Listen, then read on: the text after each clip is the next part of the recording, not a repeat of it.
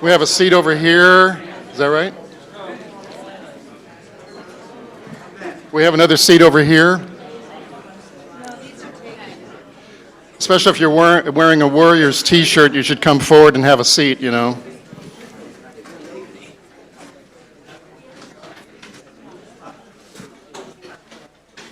Thank you. Thanks for coming today. This is our second community meeting. We had our first one about a month ago.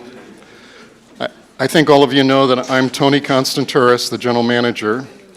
I'm here to assist you and help in any way I can for the meeting today. We have an agenda for the meeting. I don't know if you all got a copy. It's over in the back table. We can pass them around if you need a copy, or if you're welcome to just walk over and grab one. It's just a one-page agenda. Just to keep us focused and keep us on track, we have some goals for today's meeting that we want to accomplish. We have Mr. Brady and Mr. Pipkin here from Matrix, who are working on the presentation here. I think they're trying to find a dark spot so they can see the screen, but it's very difficult in the room here. We don't have any shades to darken the room. So feel free to walk around if you want to move closer to see the material, but Mr. Brady will cover it for you. To assist us today with the meeting to keep on track, we have Mr. Bob Dice here. Bob is over in the corner. And Bob is a former city manager and county administrator in major communities in the area, and has dealt with some complex issues. And we thought that he would be helpful just to keep things organized so we can have as much to accomplish today as we can. We have another good attendance day. I think with a count last time was over 200 people, and we may be at about the same today. So Bob has done also some work here in Kensington. He's done work actually before I arrived, and he's helped in a number of areas. So he's familiar with the community and familiar with the issues in town. And he's an experienced facilitator for these kinds of meetings. So I'm going to turn the meeting over to Mr. Dice. Thanks, Tony. Before I get started, I want to make a district announcement, a 15-second commercial on behalf of the Chief of Police. Before you leave today, there are refrigerator magnets with phone numbers. I think they're non-emergency numbers. That's correct. And so before you leave, make sure you grab your magnet that'll be in the back of the room next to the coffee. So Tony mentioned my background of being a former city manager and county administrator. When I heard about this issue, this study, it was very close to home because I was a city manager with a contracted police department. I was a city manager with an in-house police department like you have now, and I've seen the pros and cons of both and how they apply to different types of communities with different types of needs. So, been there, and I've seen it play out. I should also add, this kind of work, this analysis, this study, is currently going up and down the state right now. Cities, primarily are driven by the CalPERS issue, are starting to look at alternatives for service delivery, partnerships, contracts, different aspects of in-house models. So this is not something unique to Kensington. It is happening up and down the street, up and down the state, and it's primarily driven by cost implications associated with CalPERS. What I'd like to do is talk about the purpose of the meeting today. Before I do, how many came to the last meeting? All right, a lot of repeats. How many didn't come but saw it on the web? All right. So I think it's important to know this is going to be a different format, and this is, I think, why they asked me to come, because last time there was a lot of input, a lot of good input, and I watched it on the web. This time you're going to be hearing a lot of good information from Mr. Brady, and then we're going to be asking for your comments. And we're going to go back, and I'll go through the agenda, and I'll explain how the meeting's going to play out. But it's a little different in that we're going to be listening, talking, listening, and talking. And so we're going to be monitoring the agenda, the clock, and they've asked me to kind of keep things going and monitoring the time. It's a 2-hour meeting, 10 to noon. There's a reason for that. A lot of people have competing priorities on Saturday, but the other reason, why do you, when you go to a movie, it's rarely over 2 hours? Because directors know they lose their audience. We don't want to lose you and have you get up and miss something or not have an ability to present or comment. So that's why it's 2 hours. We want to keep you all here during the entire time and keep you engaged, but it's going to require discipline. You're probably going to dislike me after you're done, but I guess that's part of the job. So the purpose of the study, you can barely see it up there. I'm going to go through it. The first thing is to provide clarity on the project, the scope of work as part of the consultant. What are the goals of the study? What is it? What is it not? The second is, like I said earlier, we're going to hear feedback from Mr. Brady and his team from surveys, responses, emails.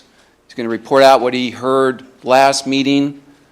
And there's some interesting facts. I've been in a lot of communities. I've never seen this amount of input, this amount of participation. That's what makes Kensington unique. He's going to provide some preliminary findings. He's done some interviews. He's looked at the data.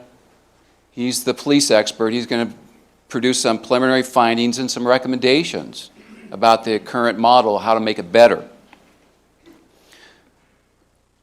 He also wants to get some more input on the options and the framework for analyzing the feasibility of those options.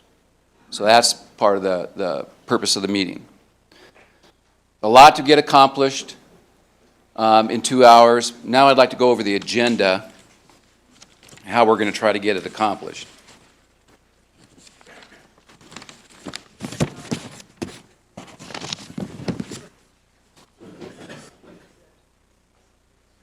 So the next issue, I'm going to talk about the scope and status of the study. And the next is results of the public input.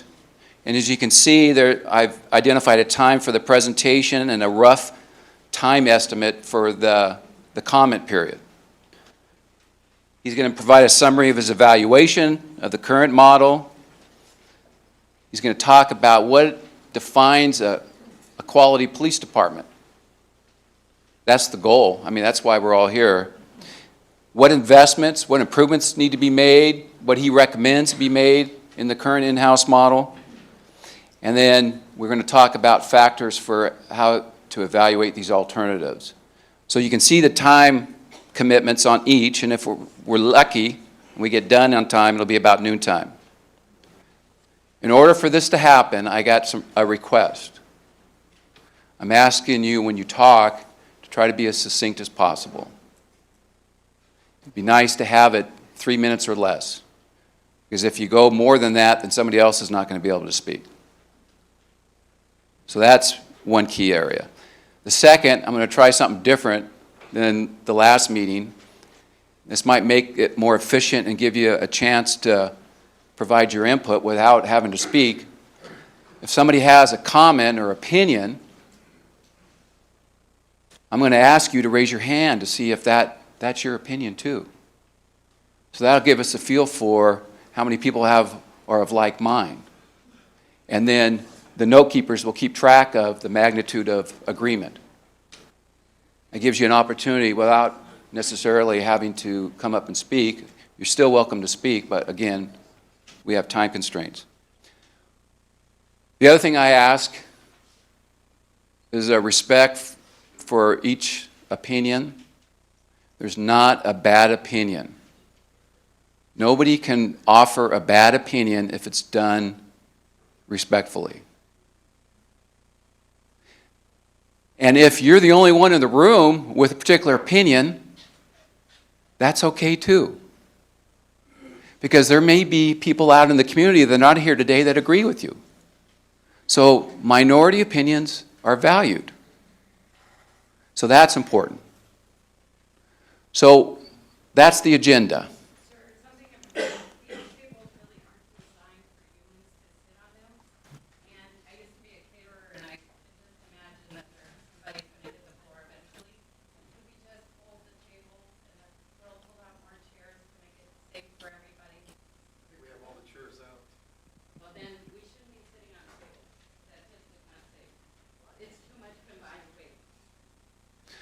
So I think that's good feedback. I would highly recommend. People are taking a little bit of risk over there. Maybe the police chief could monitor the amount of rear ends on the table. So there's a seat up here, row 2. There's an available seat. Anybody have any questions about the agenda? Yes. All right. So, scope and purpose of the meeting, or status of the study, I'm sorry. There are 2 basic goals of the study. One is to understand why or what you want from your police department. What are the values, what are the needs that are unique to Kensington, and how they best can be satisfied by a police department. So, zeroing in on your needs and your expectations. That's the goal. That's the goal of the study. The second goal is how to achieve that. An evaluation and development of different alternatives to meet those needs. It's plain and simple. That's it. The 3 primary options are, 1, the in-house model, and an improvement to the in-house model. The second is the contracting concept. A partnership is what I would argue it is, if it's done right. And the third is a hybrid model, the best of both worlds. Those are the 3 basic options. And you're already kind of in a hybrid model. There's some things you're doing right now that's through contracted. This is an independent, objective assessment by Mr. Brady. You have the most prominent law enforcement evaluator in the country working on this project. He's not going to cook the books or change his opinion based on pressure from anybody, whether it's elected or opinion. He's going to do what's best based on his professional judgment. This approach is, like I said, is common. It's basic good government approach. It's done up and down the state. There's been a lot of people that have gone through this exact same process. And the vast majority of the time, when they've gone through the process, they've ended up going back and hanging on to their in-house model. And what it's done is it kind of reinforced their commitment for their in-house model, and they've identified ways to make it even better. So, I understand that, but I think that's the best as we're going to get. There's a lot of Polish art, but we're going to be talking directly from this, and it's going to be uploaded onto the district website. All right. Any comments or questions about the purpose of the study? All right. All right. Oh, I need this. I'm the Richard Brady portrait. I think most of you. Oh, it needs to be green. That's always a better color than red. Okay, sorry about that. My voice usually carries. So I'm Richard Brady. Most of you know me from last time. I'm the president of Matrix Consulting Group and the project manager on this assignment. It's not just me. It's Byron, who's over there, and a couple of other people who have been working on this assignment. We're going to give us simple presentations of the various elements of this community meeting today, and we're going to try to keep it short from this point, so we'll mostly be reading from this and not embellishing too much. So even though this is an analytical project, as Bob described, it's independent, objective, it's an analytical project looking at current needs, looking at current service delivery, and looking at a variety of alternatives. Public input is obviously important to us. We've had 2 of these meetings at the beginning of the project. There'll be public meetings at the end. We've had a survey, which we'll talk about in a little bit. We've received hundreds of emails and some phone calls in the office. So public input is important because that helps us define what your needs are and how best to meet those. So the first thing we did, just to summarize the meeting last time to bring us up to date, especially for the people who weren't here, we got some great input that helped us define what's important to the community. And I took some of the more consistent themes that we tended to get at the meeting and put them in alphabetical order. So no one is greater than the other, but these all received multiple responses from the group that attended the last meeting. Adequate staffing. I don't think that is an alpha order, but it was also the number one thing that was brought up at the community meeting last time. Better traffic enforcement, better training for officers, higher levels of professionalism in the department, which permeated the views of the department in terms of what line officers were doing, what the chief and sergeants were doing, and people like that. Maintaining a high-quality police service, which is somewhat similar to the professionalism comment. The need for adequate funding for police services, regardless of the service delivery option selected. Rapid response times. We've actually got some facts to talk about that later on in the presentation. School and child safety was also brought up several times. There were many others. We had 2 or 3 pages of clipboard things of notes, but these are the ones that were brought up at least 3 or 4 times by people. So those were good. I want to talk about the community survey next. First of all, let's talk about what the purpose of the community survey was and what it is and what it isn't. It was meant to get feedback to us on current service delivery, about what's important to you and what your views of the current police department are. We didn't ask any questions about contracting, deliberately. We wanted this to be a factor in building a foundation that would suit every alternative, including an improved current police department. It was, for us, a substitute for conducting hundreds of interviews. We got over 600 responses on the community survey. So it's like 600 interviews on what's important to you in police services. It wasn't a scientific survey. It's certainly not a vote. It wasn't a stratified sample of people. We didn't control who it went to and how it came back. It was just meant as an open-ended way to get feedback from the community. So as I said, over 625 people responded. And I know, because I received a lot of input in emails and in phone calls and in conversations with people, there was a lot of concern about people voting or people taking the community survey multiple times. And I'm glad to report that human nature can be looked at positively, and I don't think that was a factor. Out of 625 total responses we had, only 26 had more than 2. And about 7 of those were mistakes. They weren't completed surveys. People would put, I have 25 children. You know, they weren't completed surveys. Well, maybe somebody does have 25 children. I don't know. I'm not going to judge that. So I don't think that happened very much. The very, very vast majority of responses, like over 98%, were single responses from that device. Now, sure, somebody could have voted or taken the community survey twice on their computer, twice on their iPad, and twice on their phone. That's a possibility. I don't think that happened much because one of the things I looked at was how many times we had the exact same responses, and it never happened.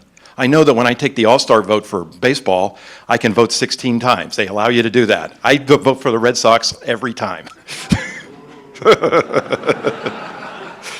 Some of you didn't like me from the beginning, so I just reinforced that. So we feel good that this survey is representative. It wasn't manipulated to any significant degree, and it provided exactly what we wanted. So in addition, as I mentioned, we've received a lot of emails. So we read all of those. Everybody in my team read all of those. I talked to some people on the phone. I have not been able to talk to everybody, so I apologize for that. I've got a list with a few more to call, and I will do that. But it'd be interesting to note that out of the emails that we received, you're able to get an opinion on there, which is somewhat similar to some of the things that we know here, that the community is divided about these options, even though the survey wasn't about the external options. It gave people the opportunity to do that. And the results of that showed that about a third of the responses were in favor of contracting, actually. About a third were not in favor of contracting and in favor of improving or the existing police services, and a third were on the fence, saying we're waiting to see what the results of the study are and the facts that were presented. So I think that was interesting. So let's talk about the survey. Clearly, people feel safe in Kensington, and we'll talk about the facts associated with that in a minute. But 98% of you feel safe. That is an important finding. We deal with communities that objectively are safe, and people feel afraid. There's a lot of that going on right now. And you don't, very clearly. There were some concerns expressed about property crimes and some concerns about traffic and some quality of life issues, mostly quasi-code enforcement types of things. But what was important to us in evaluating the results of the survey, and it gave us more opportunity to see that these were valid kinds of responses, because most of you had contact. Most of the people who responded to the survey had some sort of contact with the police department over the last couple of years. Most of those were responses to calls for service, and that's that green bar at the top. You won't be able to read it very much. And after that, it fell off pretty rapidly to traffic stops, follow-up investigations, a records request, or a community meeting. The second biggest bar there is other contacts, and that represented about 50 different things. So clearly, people had been engaged with police officers, have requested a service, and generally were very satisfied with it. 78% of the responses felt that police officers were responsive to their needs, and many of them embellished on that in the narrative responses. And 55% of the responses said that, in their opinion, the police department is proactive in the way they're dealing with the community and problems with the community. So overall, high levels of satisfaction with the department. And as I said, 85% said that quite clearly in the responses. Any questions? I think it's time to break this off to the questions part. Yes? Could you just go back to the prior slide and read the items? Okay. I think I said them, but so it says most people, 98% said they felt safe. 75% of the respondents said they had some sort of contact in the last 2 years. The numbers that I'm going to say next don't add up to 75% because some people did multiple responses. Of those, 54% said they had requested a unit, either through 911 or a non-emergency number. 29% went to a community meeting. And everybody who responded that they had some contact, of those people, 85% said they were pleased with the service that they were provided in whatever that contact was. So 78% said they were responsive, 55% said they were proactive. Okay. So that's the summary of the input, both from the previous meeting and 600 electronic responses. Unheard of. I mean, that number of that's more than 1 out of every 10. That's about 1 out of every 8 residents in the community. That's unheard of. That's fantastic. Any comments, any questions about the information? Can you post this on the district's website so everybody can see it? Yeah, so certainly the PowerPoint will be on the website, but we have a report that we are developing. It's in draft phase. We're still reviewing it. That summarizes all of the responses. Will that have the numbers? Yes, it will. All of them, to all of the questions. Any other comments or questions?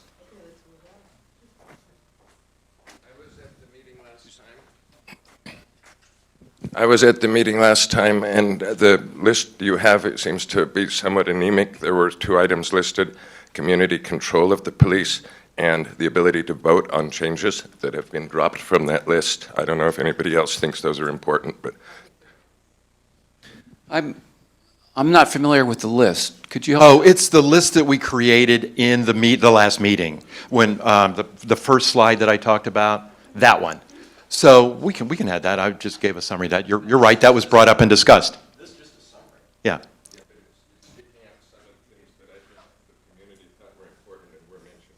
Good point.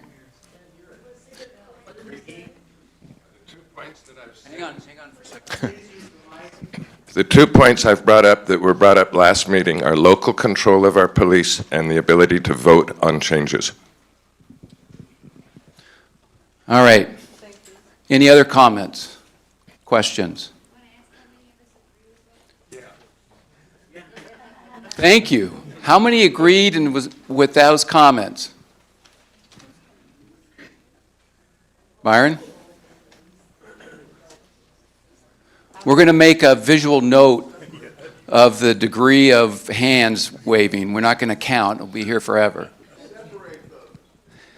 So there was a hand up back here that wanted to talk.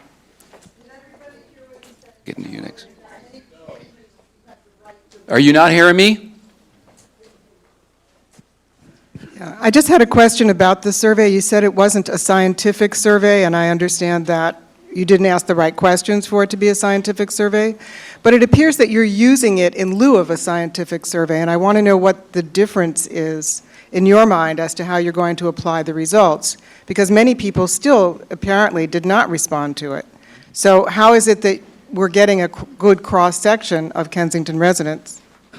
I think to answer the last part first, because there's a lot of interest in the community, this survey was not a substitute for a different kind of survey.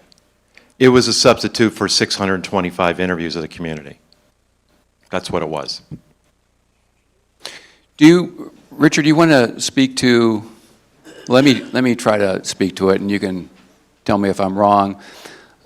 Statistically valid survey where there has to be a random sampling in order to rely on the data and extrapolate from that.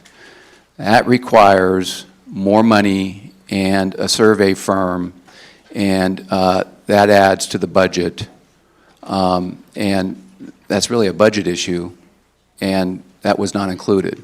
It was not. It was something that we added in our proposal in responding to the district's request for proposal because we valued community input. So you're right, that kind of survey would require getting a list of every residence in the district to select them randomly or develop some stratified sample on some kind of factors and monitor those in. And you're right, the questions could have been different as well. But it would have dramatically added to the cost. I'm going to hand the microphone in the back here, and I'll go in the front. I didn't really have a question, but I did want to say maybe we should be saying what percentage of people have their hands up for the vote when we write it down, because we can't read it back there. She was suggesting we try to guesstimate the percent of people that raise their hand. Byron, do you think that's? I've essentially put like a plus for each 10 people, my estimate. So I've got like 50 people, which is about half of the room. Let's see the hands again.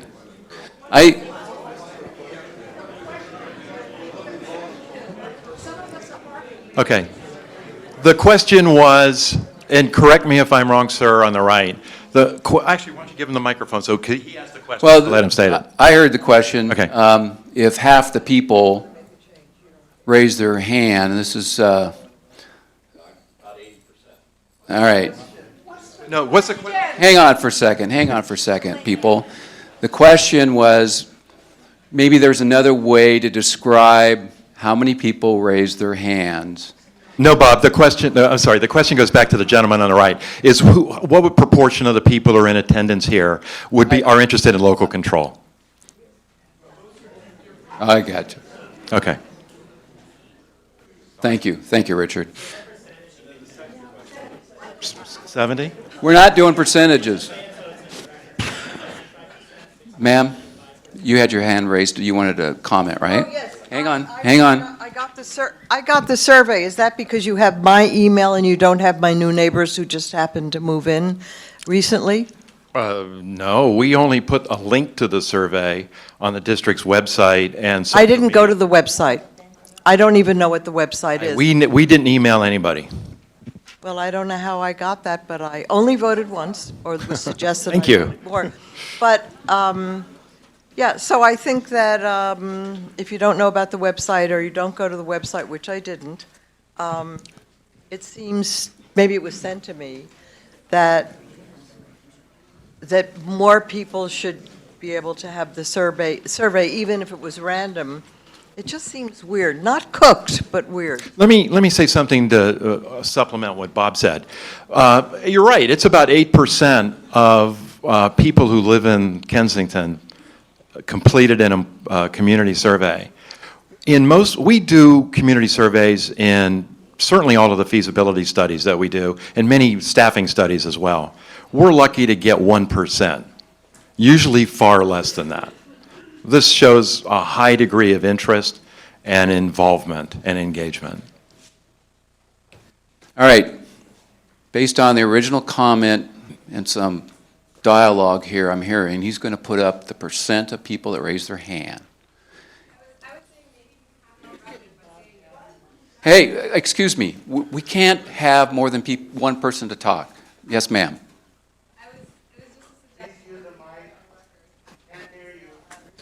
Well, what we're going to do is, the suggestion was? My suggestion was we could say what number is being written on the board so that it is on record. That you can see it? I can't see it from here, but we can say it. Okay, all right. So Byron, we're going to try to say the percent. Sir, I'm sorry.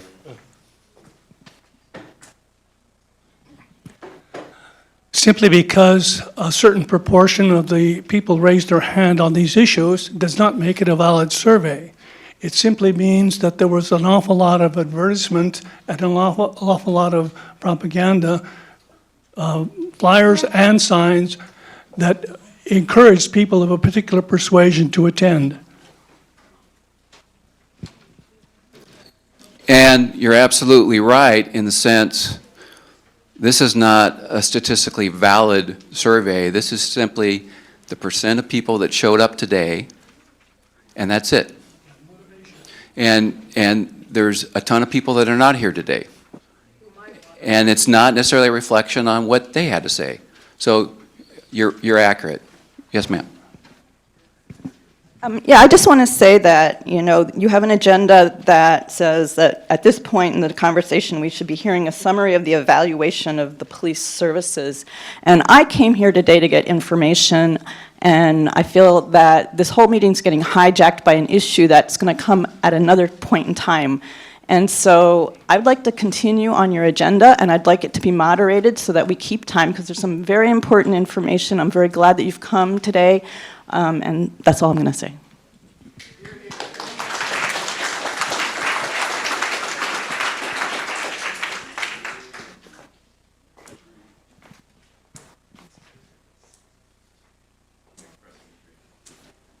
Oh, how many people agree with that comment? All right, one more comment we'll take. Sir?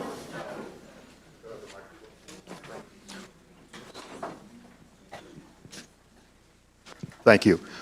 There has been some discussion for the last 15 minutes about the validity, pardon me, about the validity of the sample, the size.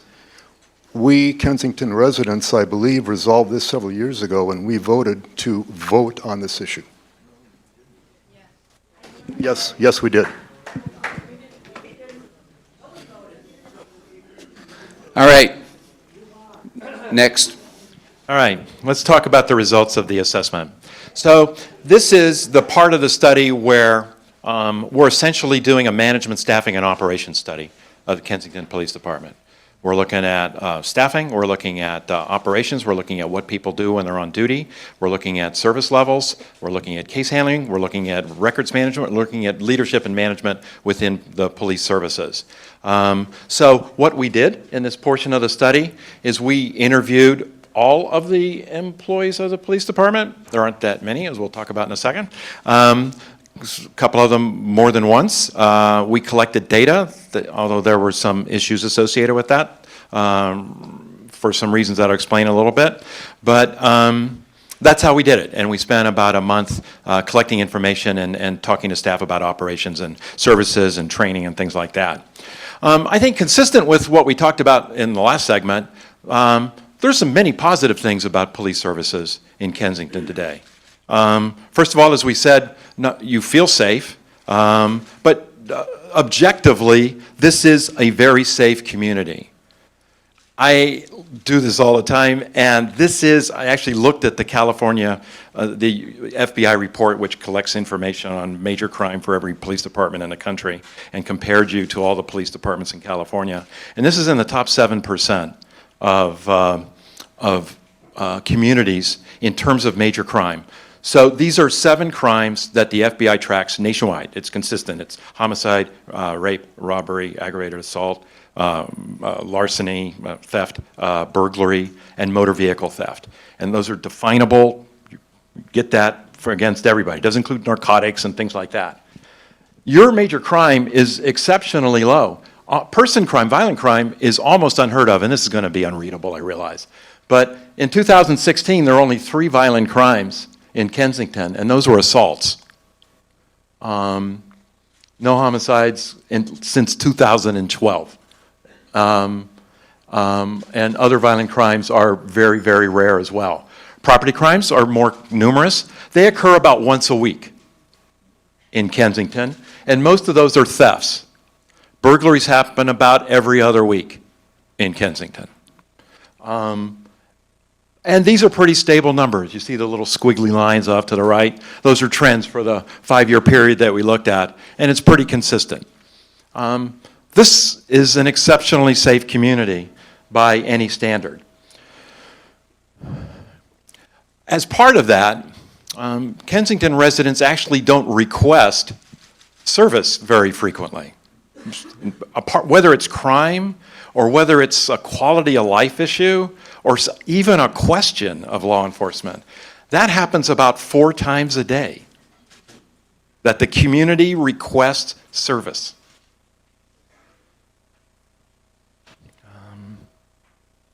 As a result of that, police officers on duty have an incredible amount of proactive time. This is, we think, in our business, and other firms and think tanks think the same way, that proactivity is the most important thing to look at in a police department. Because if you're just measuring response times and their response to requests for service, you're looking at how responsive they are for things that happened 5 or 10 minutes ago. But the proactivity is where they're getting at problems. Whether it's traffic, whether it's graffiti, whether it's other kind of problems in the community, that's the most important use of their time. Most of the departments we work with don't have enough of it. We actually have a graph here. You won't be able to see it very well. You can see a lot of green. This is important. What this is time of day on the vertical scale and day of the week on the right. And each one of those blocks represents an amount of proactive time in the community. And overall, on 24/7 basis, police officers in Kensington have over 80% of their time to be proactive. Many hours of the day are over, and sometimes well over, 90%. There's no hour of the day in which proactivity, their capability to be proactive, is less than about 55%. Most of the departments we work with, all those rows in the center are white, which means the proactivity level is sometimes as low as 0. Sometimes it's minus because they're stacking calls. But most of our clients are in the 20% range. And those are important hours because that's when people are awake, causing problems and needing help. You know, to have green at 2 o'clock in the morning in most communities is not proactive time that you can use for anything meaningful. So the fact that you were there says that your police officers have some extraordinary capability here.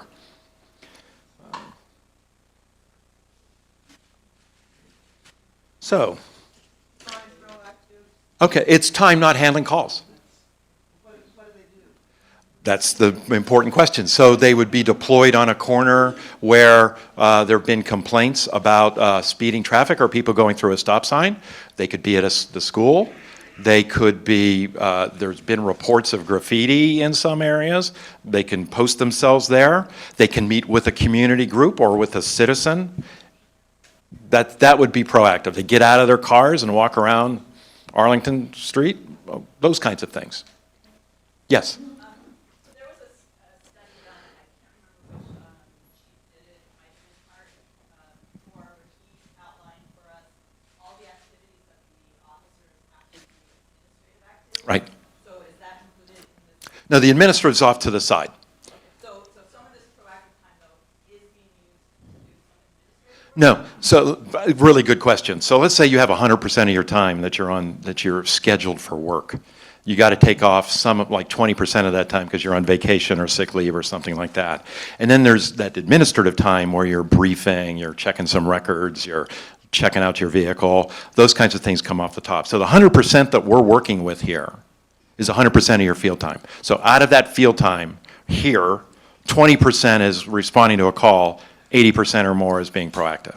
So just to clarify, so I work a shift, it's 40 hours a week. Mhm.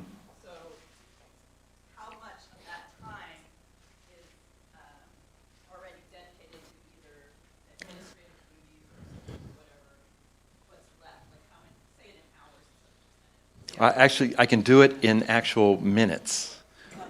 So the question was trying to understand this concept of proactive time and how it was calculated, and does it include administrative time and other factors. Richard, do you have multiple slides in this section that you're going to go through? Yeah. But I don't mind starting off here, because I think one of the big issues for the department, now we're on the other side. We've said the positive things. Now we're going to talk about the improvement needs within police services. And I think the biggest issue that should concern or be of interest to everybody in this room and the 4,800 people who aren't in this room is what they use this incredibly valuable time to do within the community. And that is an issue. Now, usually this proactive time is used to do something, as I mentioned, in response to the other question. And often that generates some activity that you can count. A traffic citation or a warning, or occasionally an arrest, or a report that you did something. As a result of that, sometimes things aren't counted. I will grant you that. If you get out and talk to somebody on the street, that's sometimes counted, most often it is not. But of the things that are counted, out of that 81% of your time to be proactive, only 49 minutes is documented per person per day in a directed kind of proactive activity. So out of an 8-hour day, let's say you're on the street. Oh yeah, let's make it a 10-hour day. So out of a 10-hour day, you're on the street roughly 9 hours. One of those hours is actually spent addressing proactive needs.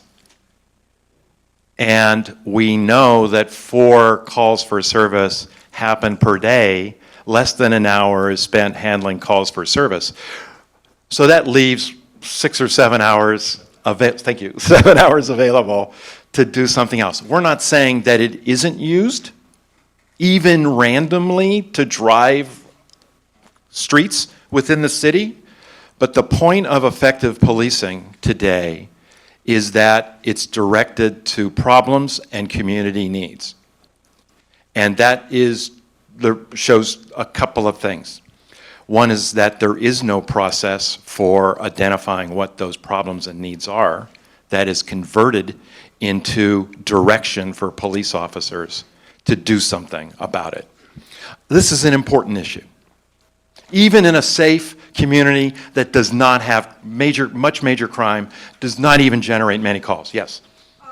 Would you clarify of the 40-hour week, what percentage is administrative time versus questioners? I'm sorry. Yeah, I know. Would you clarify of the 40 hours per week, what percentage is administrative time versus what percentage is available for actually going out on the streets? The administrative time is typically between an hour and a half and 2 hours a day, a shift. So that includes your meals and your breaks. It includes you trading off between the previous shift and your shift. It includes checking out your car and your equipment and things like that. So it's, The 81% is the net available time. right. That's, administrative time has been deducted. Work has been deducted, calls for service. 81% is net available. Right. And then they spend 49 minutes proactive activities that we know of. Richard, you got more presentation. I do. So let's move on. So there's some organizational issues too, which I know a lot has been made of in the community, a lot of concern within the community too. And the first is the staffing levels that you have. While you are authorized 10 sworn personnel, much of the past year you've been down around 6. Being supplemented by a couple of reserves that you have. The trends associated with that haven't been good either. This is over the last 3 years. The number of people that you've had on board have gone from 11 to 10 to 8, but factoring out like long-term disability and position vacancies, it's gone from 9 to 8 to 6, roughly. I mean, that's a big issue. It's not just, you don't have the staff that you are authorizing positions for. It's that you're not getting the street time that you need. To be an effective police force, one is able to be responsive, one that's dealing with professionalism through supervision, even at relatively low levels, you need 2 people on the street. One, ideally a supervisor in any small department. There are many hours a day, on the order of 160 hours per week, in which there's only one person out there. And that includes weekends, most weekends, and that includes most nights after 10 o'clock. And that's factoring in when the chief is able to cover as a field supervisor. The interim chief is functioning as a supervisor as well. So that's an issue for a lot of reasons. It's an issue for professional growth, for quality of service, for being responsive, et cetera. So when you have a call during those hours when there's only one, you're relying on another police department right now to provide that backup. So no supervision and not enough people are 2 of the most significant issues as part of this study. Obviously, the problem with that is that you haven't been able to recruit and retain people within the department. I think there's a lot of reasons. We haven't done exit interviews. One of the reasons is that your compensation is 75% of your neighbors. Many people don't want to work in a 5,000 person community. There's some challenges associated with that. I would love to work in a 5,000 person community. Well, I am technically right now, but anyway, that's an important point, is that recruitment needs to be geared for what you are. And if you're a small community without much activity, but gives you lots of activity to do all the ideas you've ever had in your life about how to be an effective police officer and be able to do it all from start to finish, this is the place you want to be. Those are the kind of people you want to hire. People who are as much, socially conscious as they are law enforcement conscious. And so that is an issue. In part because of staffing levels, training is an issue here too. I think last year, in the last year's budget, you only spent something like $3,000 on training. The standard for training in a law enforcement agency is something like 2%. You're well below 1% being spent on training. Equipment is an issue. An important part of police accountability now is body-worn cameras, so that you are able to be more transparent and be accountable to the public for your actions. And that works both ways. It works both for the community, it works for the police officers. And you don't have those here. So management and leadership has been an issue. You've got an interim chief right now. You've had one for a while. I'm not going to get into the newspaper kinds of things, but an issue here has been that you don't have the leadership to focus on how to be an effective small department that's a community service, proactive service working with the community. And you don't have that leadership right now, in part because the interim chief is having to be in the field. He doesn't have administrative support. You've got a 2-day-a-week general manager. So there are issues associated with management and leadership within the department. Richard? Let me just say one more thing quickly, because I have one more graph here. Response times are an issue here. I just want to point this out, because somebody's going to bring it up.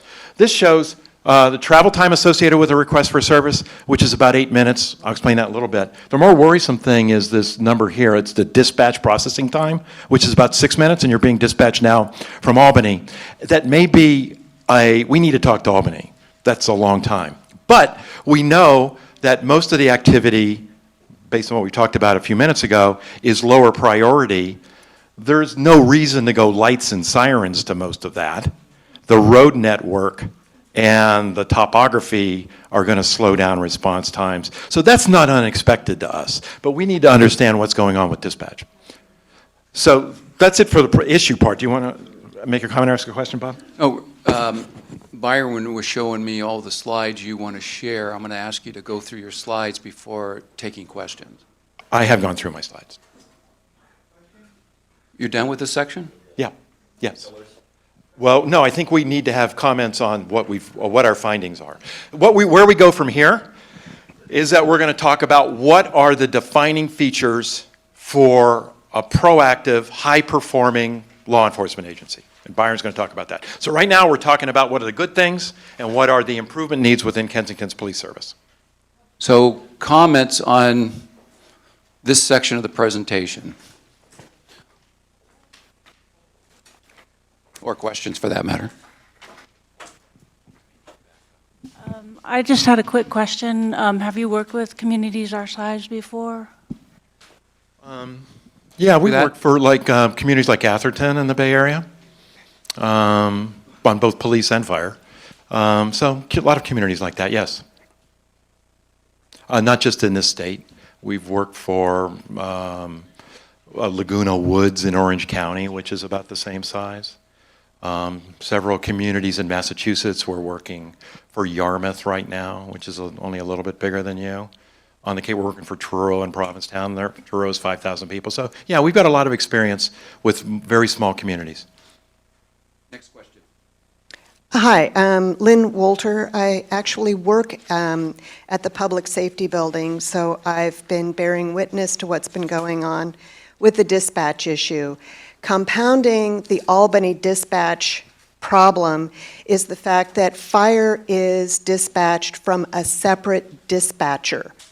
So frequently, if a call comes through for paramedics, El Cerrito's firefighters who are in the same building get dispatched from a different dispatcher, and only if our officers are close enough to hear the radio going off for fire do they know to respond as well.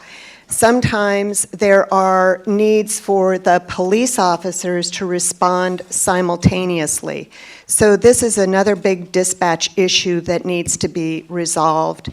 There also is a continuing lag time in getting certain documents transitioned from our former dispatch service to Albany. So our police services aide has been unable to process things like background checks for almost a year. I also wanted to address the training issue. Even though we have had a modest amount of money budgeted for training, our officers are all post-certified current. Thank you. And thank you for that last point. That is important to point out. Although those standards are for very few hours per year. Hi, I wanted to ask you with regard to the aggravated assaults, do we know if those are husband-wife, God forbid, mother-child, elder abuse within a family, or are those people coming from outside the community? They're mostly domestic violence types of situations. Hands.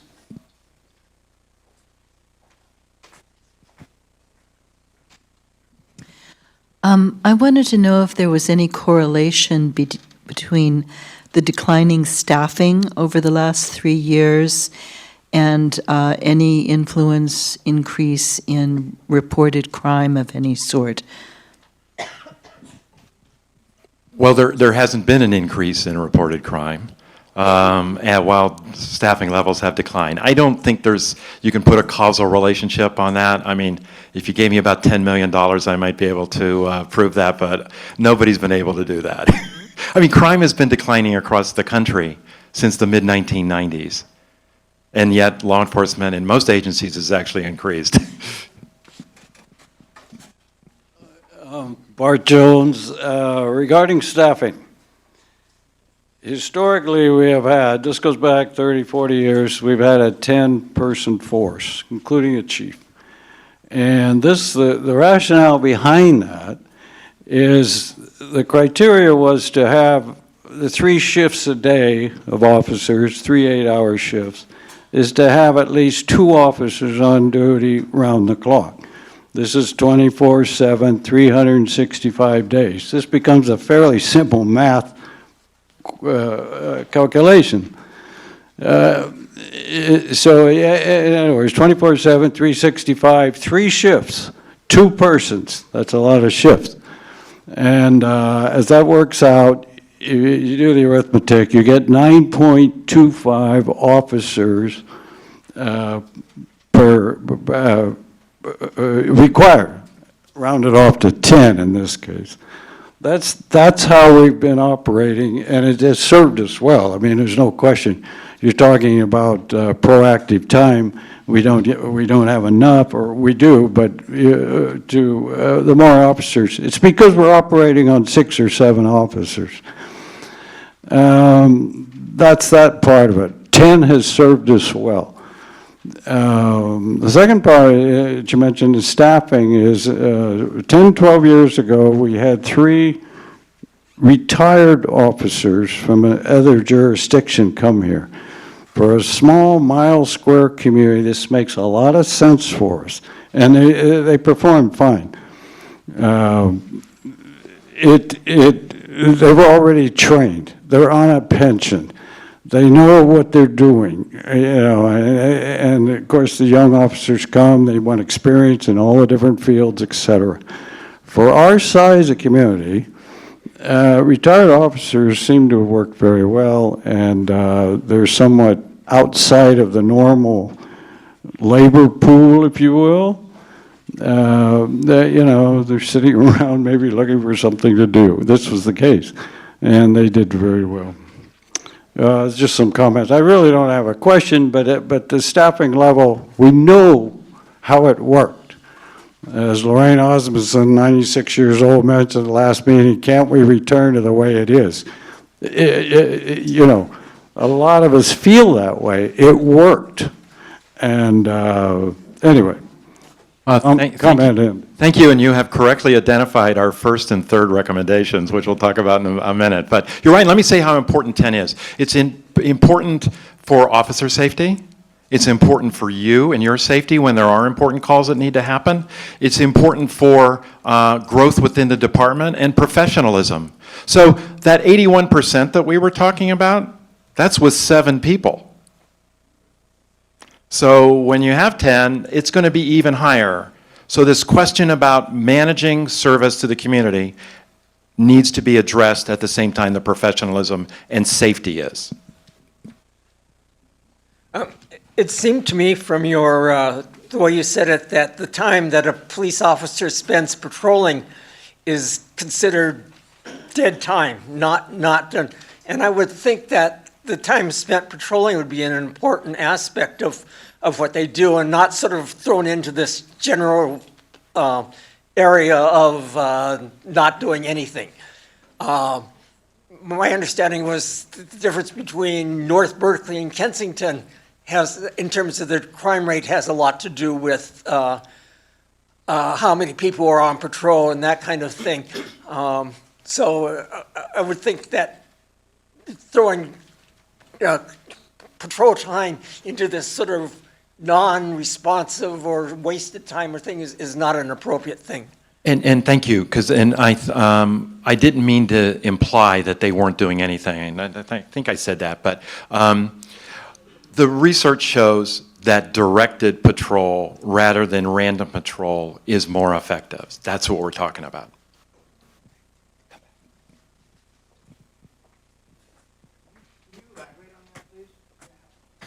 So it's a process in which you're using complaints from the community, information from dispatch about what kind of things have happened, your own observations about traffic on Arlington or other parts of the city, people using shortcuts at commute times. You're using information to deploy people where those problems occur, with the hope of generating greater conformance to laws, for example, traffic laws, and anticipating things like graffiti or something like that. As a former city manager in some very high crime communities, the data of where your activity is happening, or better yet, where you predict it to happen. And then you focus on the data and you focus on that part of the community, and that's where you bring crime down. And that's been proven over and over again. The New York miracle is a poster child for something like that. Hi, just two quick questions. One on the time study, actually they're both about the time study. On the time study, how were collateral duties factored into the duty time versus the proactive time? And also, was this done on a 24-hour clock? For instance, it's very different doing police work in Kensington at 3 p.m. versus 3 a.m. when everything's closed down. The last part first. So we looked at it by hour a day and by day a week. So you did bring up an important point about collateral duties. Just because you're a 6 to 10 person police department, your administrative and operational needs are the same as they are for a 60 person police department.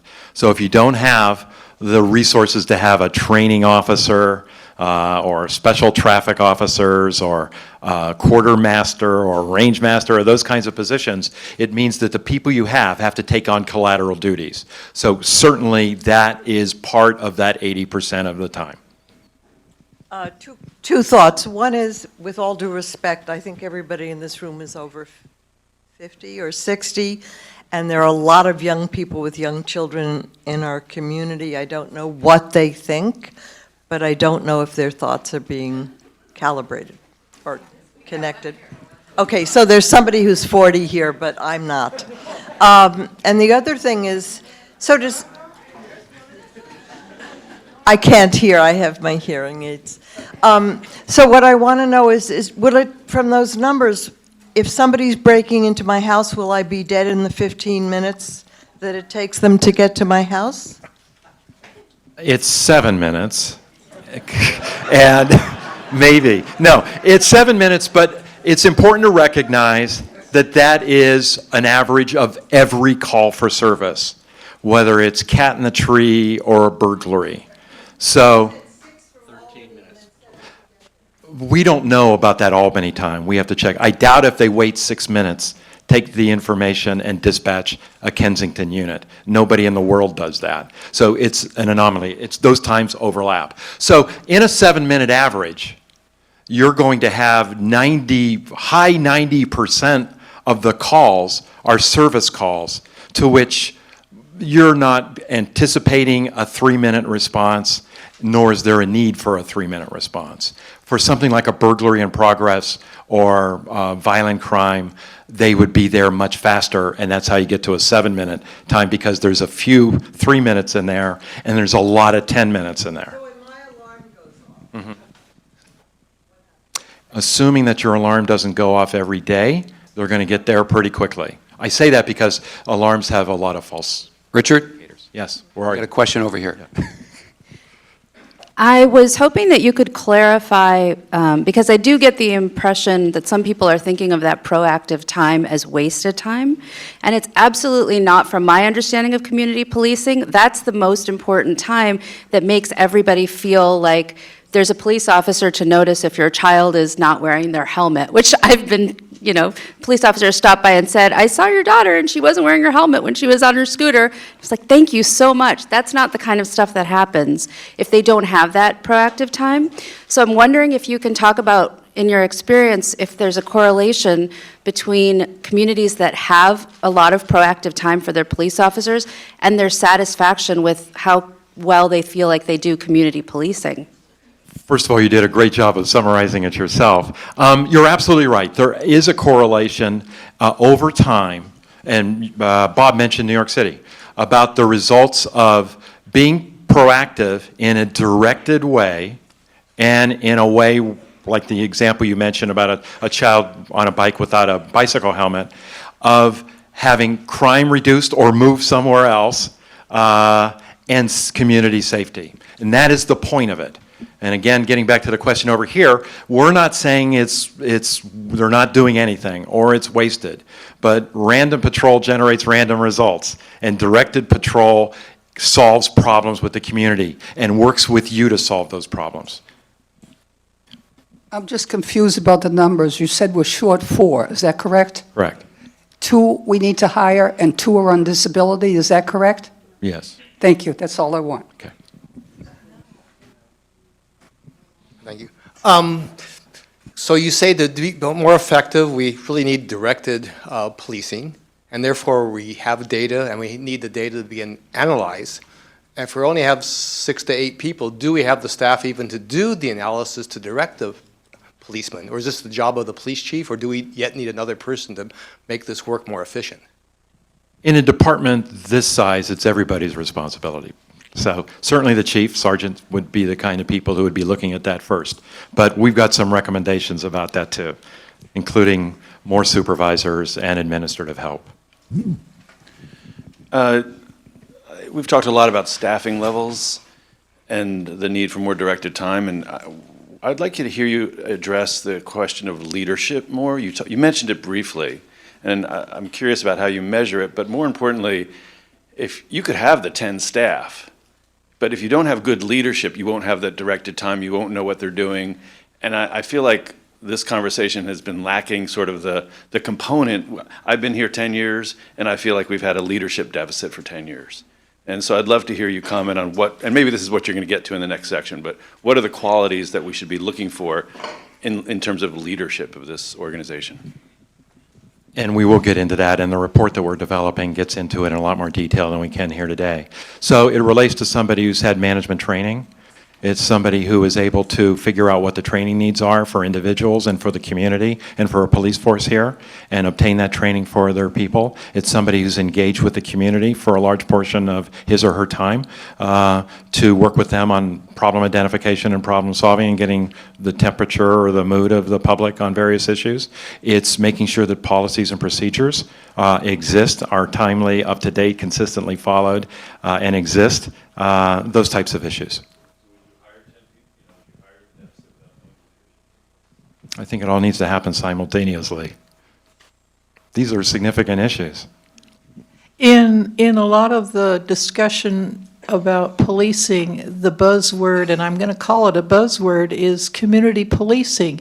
And I've never heard a good example or description what it means. You're right. There are probably as many definitions as there are police chiefs, consultants, and academics. They all tend, I think there's a community policing office actually in the Department of Justice in the United States, and they've been working ever since Joe Brand set it up under Clinton in the 90s. And the definition is along the lines of working in partnership with the community to solve problems in the community.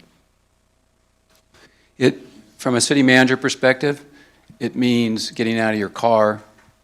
It's, like I said earlier, using the data to find out or suggest where the next crime's going to occur. It's about solving problems. You don't do that. That doesn't happen by random patrol. That's getting out, engaging people, and solving problems. And then the next level in community policing, from my perspective, is preventing problems. I see the police services is kind of going through this transition. There's the muscle of a police department, the gun, the car, the authority, and sometimes it's unavoidable. You have to exercise that muscle. But then there's what I would argue, and this is not a negative term, it's a positive term, it's the more social work side. And that's interacting with people and solving problems. And that's a whole different skill set.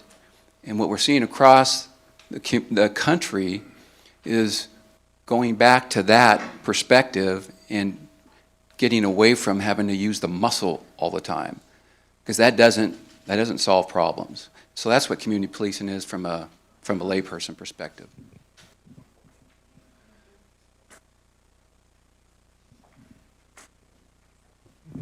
Could you clarify again? I didn't quite catch it. So you're saying that each shift should have at least 2 on-duty officers, and that's how you get to this number 10 for the force.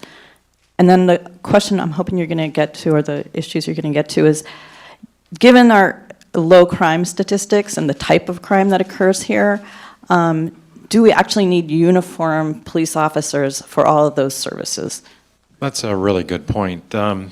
So again, the second recommendation out of the first 3 is, yes, you do need 10, and one of those should be a sergeant. So 5 sergeants, 5 police officers is what you need, for all the reasons that I've said.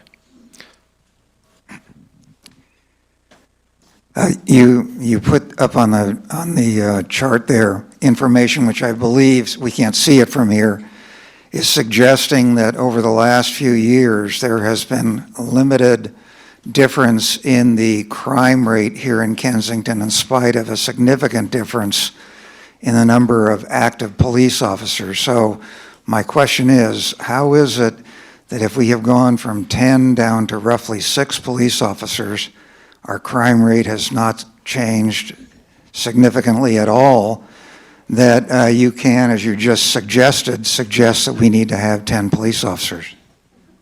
I can't describe the cause and effect of all of that, but that's not the only reason to have a specific number of police officers on duty. Officer safety, mentoring, quality of service, responsiveness, the rare times when 2 things happen at the same time. You've got external commitments as well, in addition to the collateral duties that you mentioned. That's the number you need, or everything I just said is a risk or can decline in quality.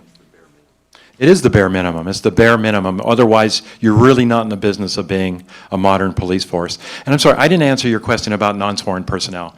That is another hot topic in law enforcement agencies. But usually a choice that much larger agencies can make. We cannot make a recommendation for everything we said about officer safety and development, that if we need 2 people per shift, that one of those people can be a non-sworn person, because that person can't supervise, can't respond to certain kinds of calls for service, et cetera. So a non-sworn person could do a lot of valuable things and do in many police departments, handling non-crime quality of life issues, handling community meetings and things like that. I think that we're saying is that even at 6 or 7 people, you've got high levels of proactivity. If you had 10, it'd be even higher than that. You've got lots of core police officer time to focus on those things. Question? more of a statement about the idea of community policing is that you understand your community and you understand the needs of the community that you are policing. You understand the needs of the parents who have children who are being delivered to and from school and crossing busy streets. You understand the needs of the elders in the community who may fall and not be able to get up, to use that commercial. You understand the needs of the people walking their dogs up Beloit and trying to cross Grizzly Peak and not get killed because people don't honor the 15 mile per hour speed limit, and there should be 4 stop signs and there's only 1. I guess that's my personal beef. But that you understand what your community needs. And I think I personally am more likely to be killed by a car on that intersection than I am to have someone come into my home and do away with me. And based on the statistics you've provided, that is the case. So our community has different needs than a community like Oakland, for instance. I agree with everything you said. Absolutely, and that was one of the goals, is to first understand the values and the needs of this community, and that's the filter upon how to evaluate the different options. Absolutely. Does everybody agree with that comment? I mean, do we have to raise our hand? I mean, that's... All right. So we're running late. This is a quickie. Just a question on whether or not, I don't need the mic. Just a question on whether or not you took into account with our current staffing. It was my understanding that we're covering shifts through a tremendous amount of overtime, which our officers have kindly agreed to serve, and that has an impact on stress to the officers. It has an impact on their retention rate. We've lost some good officers who've moved on, and it's not just the money. It's about how much stress goes on in this situation, and officer safety. Can you comment on that? No, you're absolutely right. You're using an awful lot of overtime to get whatever staffing we've said you've been able to have, which is still not 2 people per shift all the time. So, I mean, if the district were just not spending the money on staff or overtime, you'd be saving about $1 million a year. So that's not happening. So you are spending it on overtime, and with all of those impacts that you mentioned. This is the last comment or question, and then we're going to have to move on. Concerning community policing, the local habit of National Night Out is a great contribution. Yeah. Absolutely. One of the things I learned from some good police chiefs is the biggest contributor towards preventing crime is not a police officer. The biggest contributor to preventing crime, especially in your community, looking at your stats, are your neighbors. Neighborhood watch. That has a far bigger impact than anything else than a police officer. And working with neighbors, whether it be community night out or neighborhood watch, is a huge return on the investment. So, next. So what we want to do now is, so we've talked about the good things in Kensington's police service. We've talked about what the improvement needs are. Before we restate the recommendations that we are about to make in this first phase report, which we've already talked about for the last 20 minutes, we want to have Byron talk about what are the characteristics of a high-performing and effective police force. Just to reassure you, I will be taking about 2 minutes, and then we're going to be moving on. So a few years ago, the President commissioned called the 21st Century Policing Task Force. 2015, they issued a report after several years of going around the country and obtaining input on, and came up with 6 pillars of 21st century policing. I'm going to very briefly go over them now, and that forms a backdrop and a foundation for types of policing services in Kensington and for your input. So we just might provide you some ideas for a minute from now. So the first one is building trust and legitimacy in the community. Obviously, community members will have more of a tendency to cooperate with police officers if they feel they are a legitimate authority. It gets to the idea of community policing, which is another one of the pillars. It's community policing and crime reduction. becoming involved in the community, and everything that has already been said about community policing is true.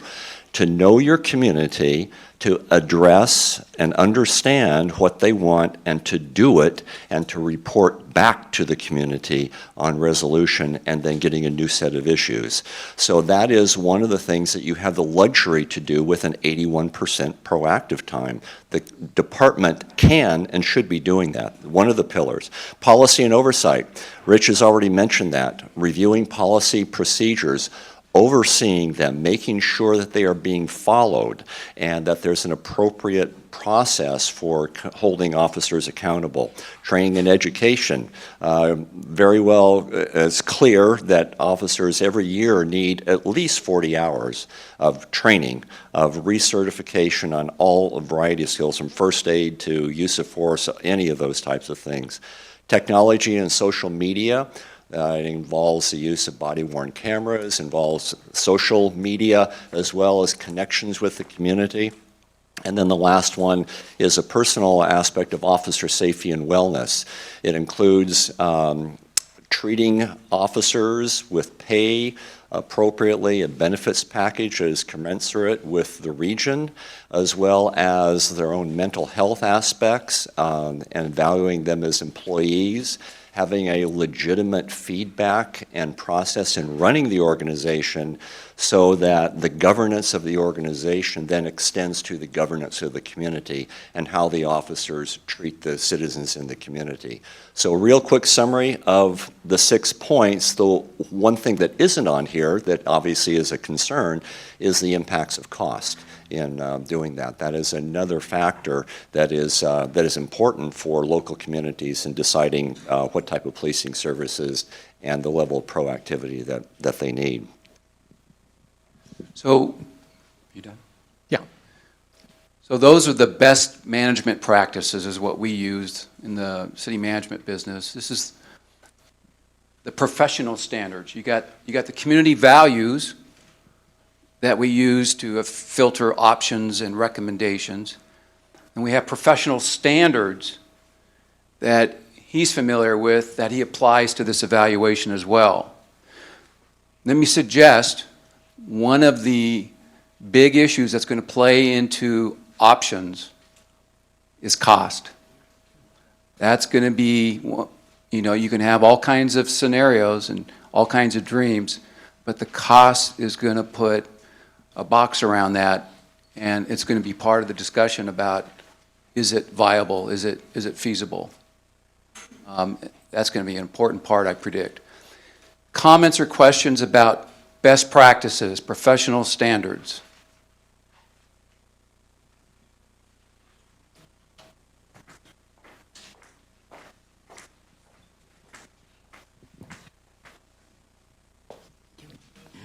It sounds like our current budget is not adequate for our needs, given that we're only paying 75% of the compensation that our neighbors are. Are you going to be developing budgets, some idea of how much more money we really need, either with an independent force and some idea? Clearly, you cannot give us a direct number, but you could ballpark the contract cost. So, the Phase 1 report that we're finalizing right now will have cost. I can't present cost to you right now, but I can tell you the numbers of staff that are needed. There will be a price tag. Some of that will be a substitute for overtime that's being expended now, as was brought up earlier. So you will have those answers in short order the next couple weeks when that report is completed. The next phase of this project, and we'll talk about that in a few minutes, is our analysis of the alternatives. So that will have an order of magnitude on cost to compare as well. So by the end of this process, we'll be able to use the standards that Byron just mentioned as being, here's the best practices and effective service requirements for any police agency serving Kensington, whether it's yours or an alternative, and the alternative costs. Can't have a discussion without applying costs, so that's definitely part of the rubric.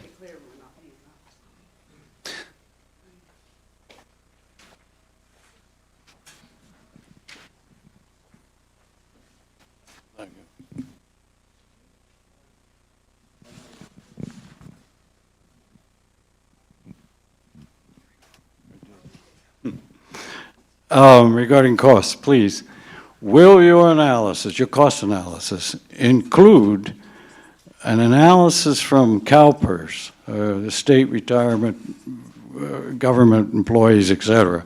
Our police department is all part of that.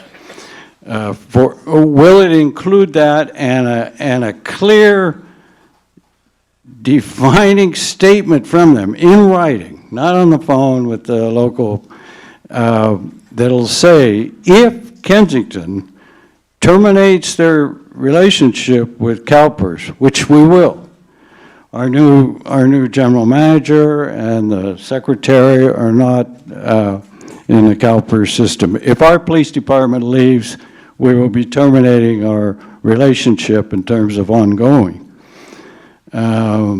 This is essential. There was a small town down in Southern California.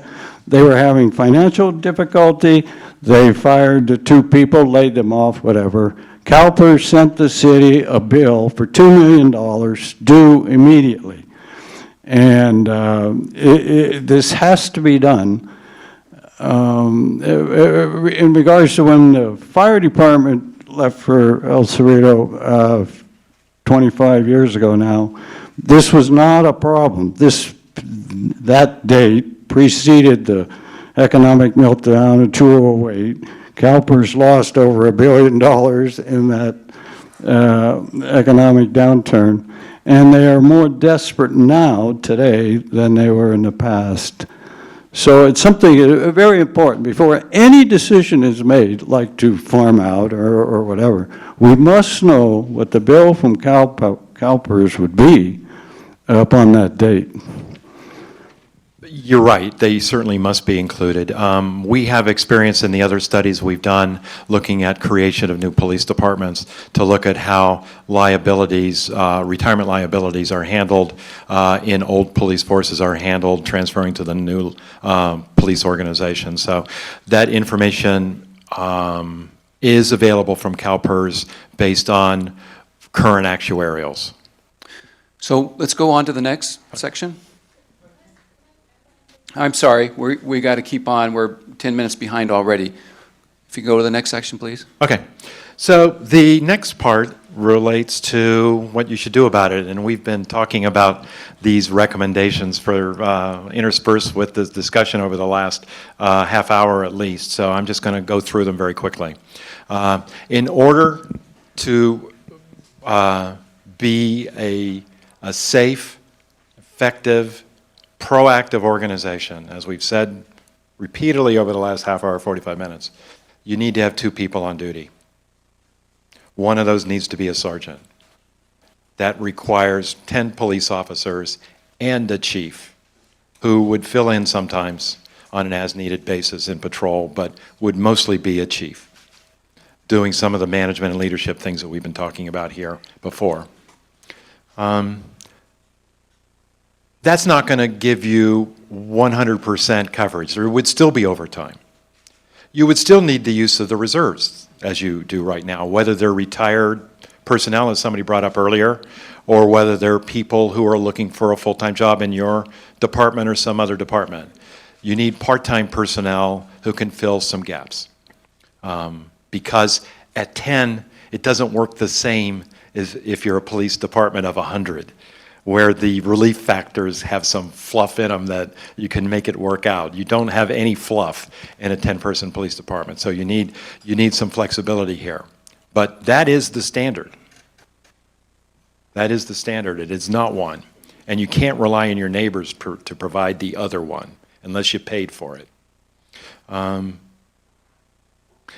Many agencies today have found great success in using volunteers from the community in a wide variety of capacities. One, certainly, which is widespread in small departments particularly, is to use them to assist with administrative types of things. Processing records and reports, filing, sometimes often dealing with the public at the front desk, those kinds of things are often met by community volunteers who are vetted and trained and are quite good at dealing with the community. Many departments have had success using volunteers on patrol, where they even have cars, or they have radar guns, or provide different kinds of service. You brought up the issue about using non-sworn personnel. Volunteers do that regularly for things like parking problems, or even identifying where there are issues in the community, like people speeding through a neighborhood or something like that. What? Vacation house checks, another great example. So volunteers are in this era of people expecting so much from public services in general, but law enforcement specifically, and not willing to pay for it, or not able to pay for it in California under Proposition 13 very easily. It's a resource that many communities are accessing to do that. But there are other things that are important too. You need to pay competitive wages. Otherwise, you're roughly 13 or 15% turnover rate, which is what it's been the last few years. When normal turnover rate is more like 5 or 6 or 7% for most agencies. Compensation is a factor in that. Other things are factors as well. But you are, for a midpoint police officer, you are $25,000 less than all of your immediate neighbors per year. How does that happen? I can't explain that. If that's what the situation is. I'm going to encourage Richard to get through his presentation, and then we'll open up for questions in order to keep on schedule. So an effective force is one that's trained as well. And you can't train when you've got 6 people, not very easily. There are standards to maintain your law enforcement certification. Those are 24 hours every 2 years or something like that. Not a lot of training. Best practice for training for law enforcement is something more like 36 or 40 hours per year. And that's not just the mandated things, but it's also how do you interact with the community? How do you diffuse hostile situations and people who are acting in a hostile manner? It's effective communications on your own part. So it's those kinds of things that contribute to effective community policing as well. They need to be better equipped. We mentioned the body-worn cameras. Most agencies are implementing or researching implementing one of a variety of methods of body-worn cameras for transparency, for accountability, for both citizens and for police officers. Recruitment is going to be an important thing, obviously. And I mentioned before that you need to recruit for that small town environment. You don't want to hire somebody who wants to work in Oakland or Berkeley or where they can be on a SWAT team and be on a special task force. You want somebody who wants to solve problems in a small community, to take a problem from beginning to end and being accountable for it, to be able to do lots of things. Those collateral duties are important. And a lot of people are excited about doing something like that because you're not just doing things, you're preparing to be a chief or at least a sergeant further down the road. So these are best practices for any agency, including a very small one. You need to have a full-time experience trained in the sense of being management trained police chief. Kensington has experience in this. I read somewhere in one article that when Brown Taylor left, you ran a professional recruitment for his replacement, and there were over 70 qualified people who responded. So there are a lot of people who would be interested in a position like this who are chiefs or about ready to make that step to be a chief. It's inevitable in a small department like this. We talked about hybrid kinds of solutions, and one of those are partnerships. And we're not talking about contracting here or anything like that, although we will in a few minutes. But having stronger relationships with your neighbors, as you do now for backup and things like that, for things like solving problems that both of your communities face, whether it's traffic or some other kind of problem, or formalizing the backup that you'll eventually need for higher priority problems. You need to cement those kind of relationships. Maybe it's ideas for school resources kinds of issues, or dealing with kids, or dealing with community groups. All got bigger departments around you, not a lot, well, they're a lot bigger by your standards, but they're small agencies still, except for Berkeley. And they've all got resources, and they've all got needs, and they've all got a lot to share. This community, Every community needs to do this, but I think everything I've seen in the couple of months I've been involved here is that you need to go back to something that you did about 10 years ago and start a process for creating a strategic plan, which is taking the ideas and the discussion we've had here and getting more focus of it so that law enforcement services in Kensington are reflecting what your needs are, what your wants are, and the situation that's here. And that requires a chief, that requires the police officers, it requires a general manager, it requires the board, it requires citizens to all participate in developing that plan, which will help make them more directly accountable to you and providing the service that you need. Once you develop something like that, you need to have better oversight and transparency through reporting, through a regular reporting relationship on a professional level between the chief, general manager, and the board with specific roles for each of those actors in terms of how services are being delivered, how they're being quality controlled, and how they're being managed. So that requires a performance reporting system. All of this requires a lot of work that it would not be easy to do right now. So you need some kind of administrative support within the department that is assisting on some of those things that are being done on a collateral duty basis now, administrative types of things, and can help you be more proactive by looking at the data, the complaints, and the requests that come in from the community to provide the kind of service that you need. So there's a lot of sub-recommendations that will be made in here. We're putting together this report now. There certainly will be costs associated with it, but I think the important thing is that those standards, those best practices that Byron talked about and Bob supplemented are the starting point. Whatever you do in the future, whether you take your existing police force and make it better, or in this good governance idea that this study represents and what the ad hoc committee did, you're testing that on both cost and service delivery against alternatives. And that's what this is all about. So we'll take some comments now, but then we have one last segment to help us figure out what that last part of this study is going to be. So you heard a summary of recommendations to improve the current model, current in-house model. If you do nothing but get that, and what I'm hearing Richard say, it's going to be more granular in the actual report, great expense, you'll get a great return on your investment. Thanks. I have a few comments that are a little pent up from earlier, so hopefully this will be all right to share. I guess the standard for police departments and what constitutes an adequate and appropriate level of staffing and services, we're not a very standard community. We've said on the one hand we're very safe, we feel safe. That is in the situation of the 6 police officers that we have on staff, the number of police officers that we have actively working now.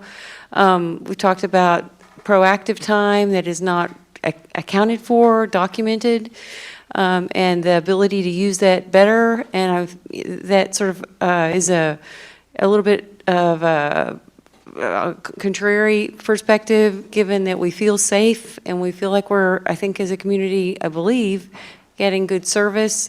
I think the thing that concerns me most, and I believe these are perspectives that may have been shared in the first meeting that I wasn't able to attend all of, we have situations like a dog in the street that's barking and threatening neighbors, and situations like strange people coming to the door on New Year's Eve. And you've said that all of the responses in Kensington have averaged 7 minutes.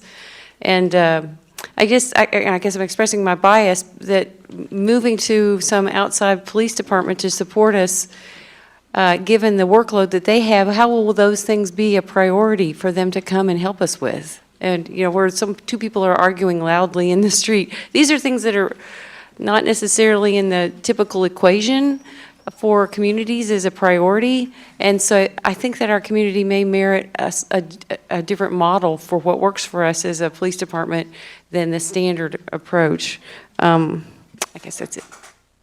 Let me answer some of it, and I may be augmented by Bob and Byron. So there are a lot of things that make up a safe community.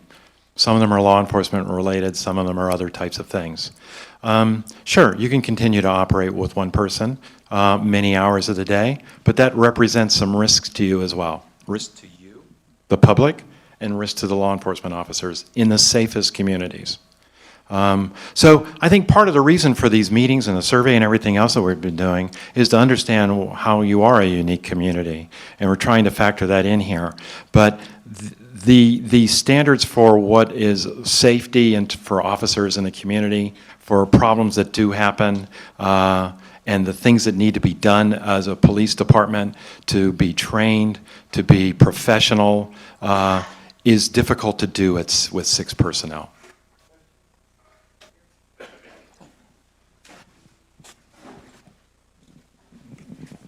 Thank you. I wanted to circle back to something that Bart raised as an issue, which has to do with the termination liability and what that would cost us. If our agency goes what's called inactive, we would owe about $16 million to CalPERS, and so that's about $7,300 per household. CalPERS would require us to pay that back to them on an amortization schedule of 15 or fewer years. So the annual costs would start at about $235,000 and proceed upward from there to about $535,000.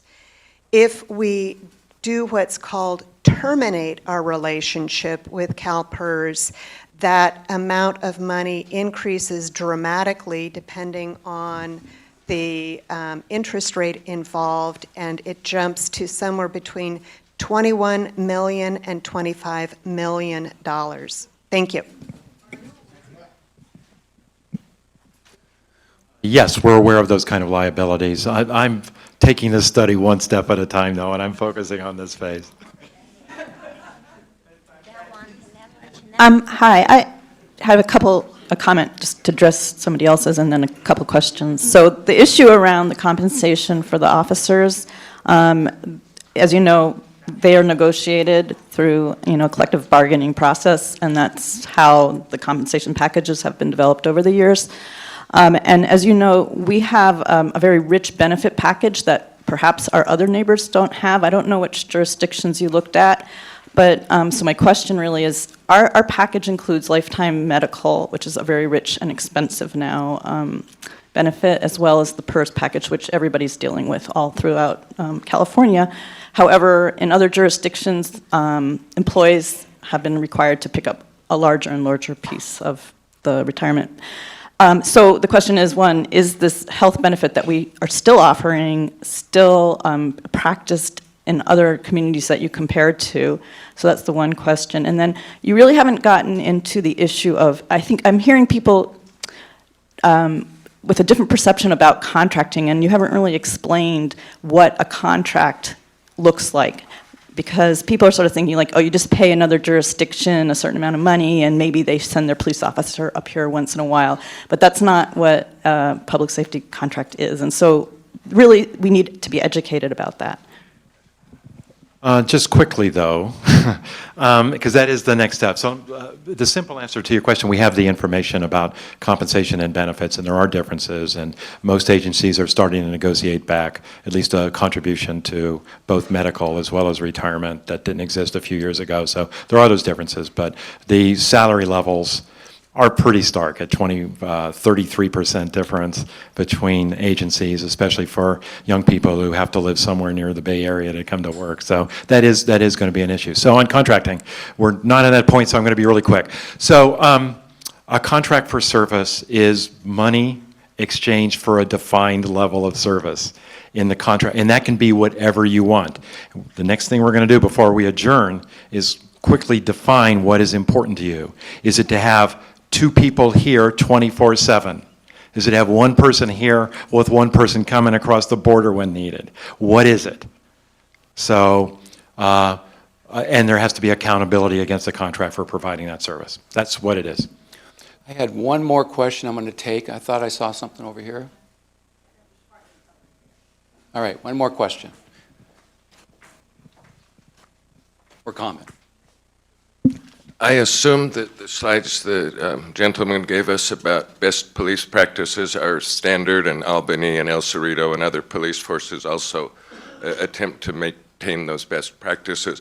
What concerns me is I know that there is a palpable difference between when an El Cerrito cop drives by and looks at his screen and looks at me, and when I smile, drives away fast, and the way that the Kensington police treat me. I don't know. Everybody's following the same best practices, but are there any ways to intuitively or measure how much better Kensington is doing now than the El Cerrito and the Albany officers are? We heard about racist tendencies. I know that they treat me a lot better here than anywhere else, but I don't think that they all have different standards. I just think our people do better. Well, no, that's a really good point. If all departments met best practices, there wouldn't be a consulting industry. So we work with our clients all the time on how to best achieve those things. There was a comment there. I heard some clapping. I want to see a raising of hands if people feel they agree with that comment. Did everybody hear it? Hear all of it? Would you repeat the comment?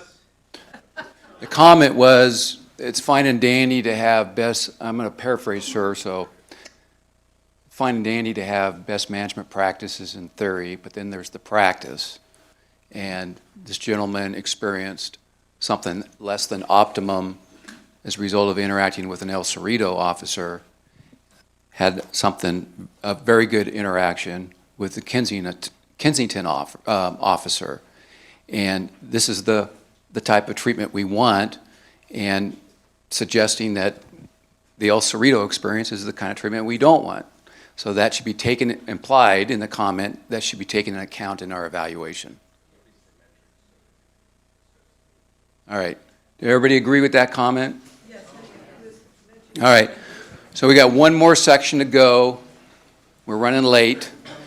This is about the contracting option. I know a lot of you have some concerns about it, but it's part of the contract that Richard's got to come up with. Here's your chance to express your concerns and what are the criteria that we should be using when Richard does his work. But he's got a presentation first. I'm going to be brief on this. So we need help from you and have been receiving help from you in two ways.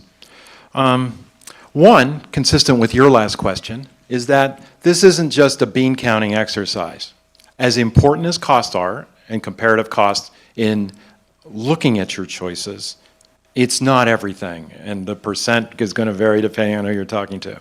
There's a depth of service, there's a quality of service that we need to understand as we approach potential contracting agencies to see if they meet those quality best practices now, whether that's a goal of theirs, whether they strive to meet it, or whether they say they're going to have a different level of service for Kensington that may be different than what we're providing for our own community. So we're skilled at doing that. We do these kind of studies all the time, but it takes us access into each of those departments to be able to get there.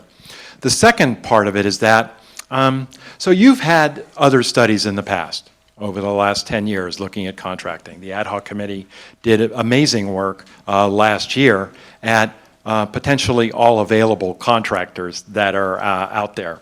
This study is more focused than that. It builds upon the work that they're doing, that they did.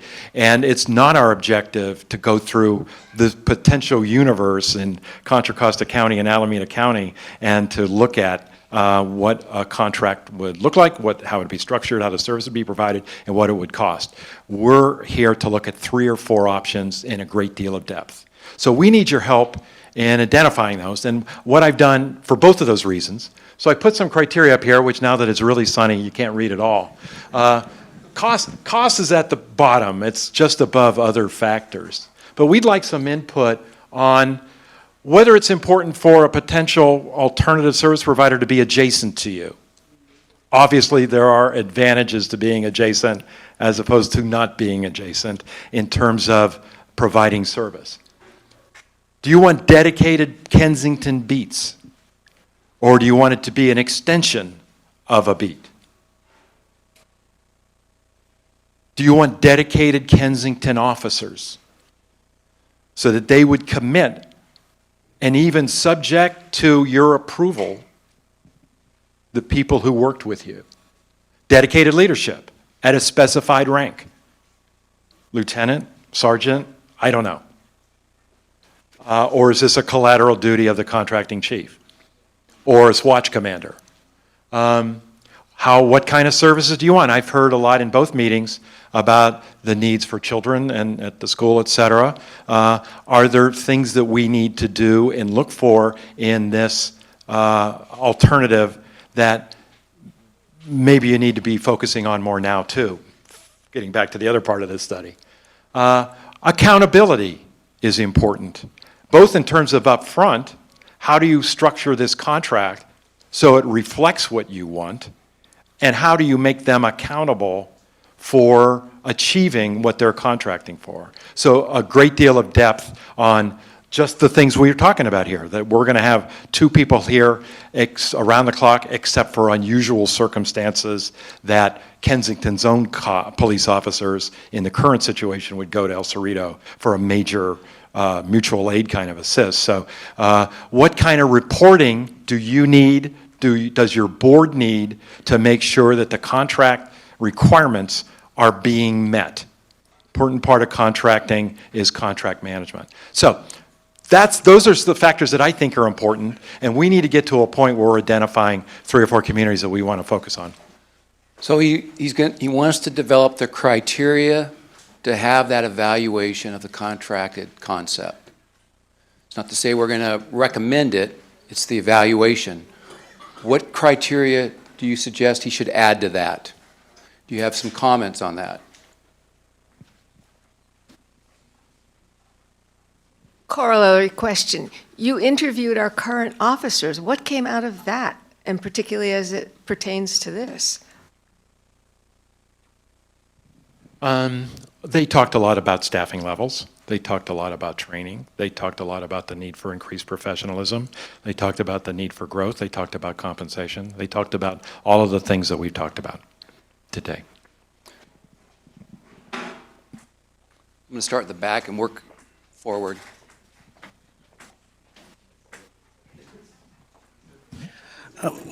So I'm a little slow here. So I'm not sure, we haven't talked about what our current police departments. So it seems like you're jumping ahead and going, criteria for contracting out. So, I mean, I'm not sure, are we going to have a side-by-side analysis or what's going on? Because I'm like, suddenly we're all contracting out criteria already. I'm a little confused. I might be slow. Oh, no, they're going to be in parallel. So this first phase is designed to make this department, to make recommendations to help this department achieve those best management practice objectives. And what would that cost? Okay, so the one side is making the current police department better to address those issues that we've identified. The second one is that given those standards that Byron laid out for what are the effective targets for a police agency, Kensington or anywhere, is can another agency meet those service delivery targets and have a different price tag associated with that, and how does that compare? At the end of the day, there'll be a service analysis and a cost analysis across the board, internal and external, and it's your decision based on those facts and the political consideration of what you want to do to make a decision. Hi, can you comment on existing mutual aid compacts and agreements that we have? And will those be analyzed in terms of negative cost factors? In other words, we already have backup from collateral forces. And so, in a way, we're kind of getting backup already. Will that be included? Yes, certainly. Right now it's fairly asymmetric. You're getting a lot more help than you're giving it for all the reasons that we've said. So, could you speak a bit about community policing and how it relates to contracting or partnership with services? Are there examples of successful contracting in which the values of community policing, and particularly the kinds of data loops and analysis that seem to be at the core of it, can that be incorporated into a contracting situation? Absolutely. I think it has to be. I mean, first of all, we need to know as we approach your neighbors that we will be looking at to see, do they have a coherent community policing philosophy? Do they have expectations of officers in terms of community engagement, about certain kinds of activity that are being directed? Do they have an analytical process, as Bob described, to figuring out what the problems are and what people have done about it? In the good departments that we work with, there is a factual reporting transparency associated with that, so that whether it's your department or whether it's a contracting department, you're knowing whether we're meeting that. I think the point of these criteria and the best practices is that we want the evaluation of improving Kensington's current police services and these alternatives to be on the same playing field. If they're not, then whether it's cost or community policing kinds of issues, that they fall off. So the community policing can be discrete from a contracting agency? In other words, we're not incorporated into El Cerrito's community policing plan, but there is a discrete community policing plan for Kensington. Most definitely. I mean, your problems are going to be different than your neighbors. I mean, you don't have San Pablo Avenue, which is going to consume a lot of time for two agencies that we're talking about here. So, yeah, no, you would define what's important to you, just like we're saying with your department, and you would contract for certain efforts to address those issues. These are really important questions and issues that you're raising right now, and we have like 3 minutes and people are leaving. So I have a process question. You know, you're asking for input on one of the most critical pieces, and we've run out of time. So what is your plan? Let me ask this. I will posit that it would be important to only look at adjacent agencies. Can I please have input on that? Raise your hands. Yay. What about the huh?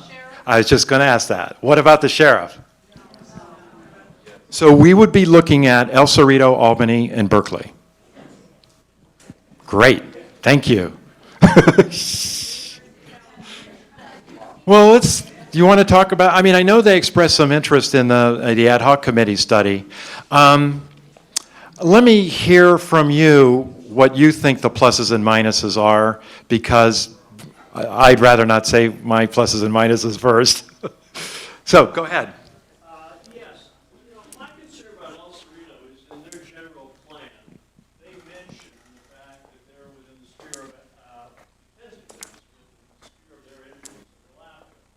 And therefore they may provide services, or they may choose to try to annex Kensington. And they already mentioned in their general plan that they currently contract for the fire services. And my concern is that if they do the fire services and police services, certainly the question is, what does Kensington do other than those two things? Maybe it's Park District. And therefore, I would have concerns with El Cerrito. I don't necessarily have a concern with the other two, but I would have a concern with El Cerrito just because I'm afraid if they make a reasonable offer, let's say to do the services, and then 2-3 years later, they say, well, they're not going to do it anymore, and your only option without a police force anymore is to then go with their annexation. Of course, if they annex Kensington, then their tax rate would come to us as well as the revenue from those taxes. So that would be my concern about El Cerrito, and I think it's something you should consider, because annexation, of course, would be subject to a vote of the residents of Kensington. Thank you. Coastal takeovers are very difficult. Well, they are, but if you have no alternatives after you've contracted out your police force. Well, and the long-term nature of a contract is something that, and risks associated with that, definitely need to be considered here. I want to see a show of hands for a comment that was made about this community policing. I got it. This community policing plan, and having a community policing plan for Kensington that may be different El Cerrito and Albany. Would that be an important part of the evaluation of the contract?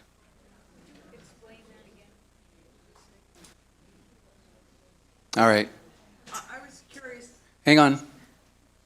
Do you want to go through each of those and see a show of hands? So I think we got the show of hands on adjacent communities, although I still want some comments about UC Berkeley. So let's go back to that. Yeah, no question? Oh, sorry.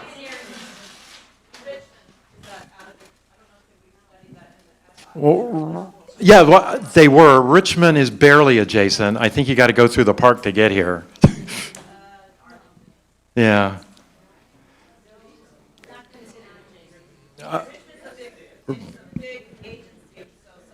Okay.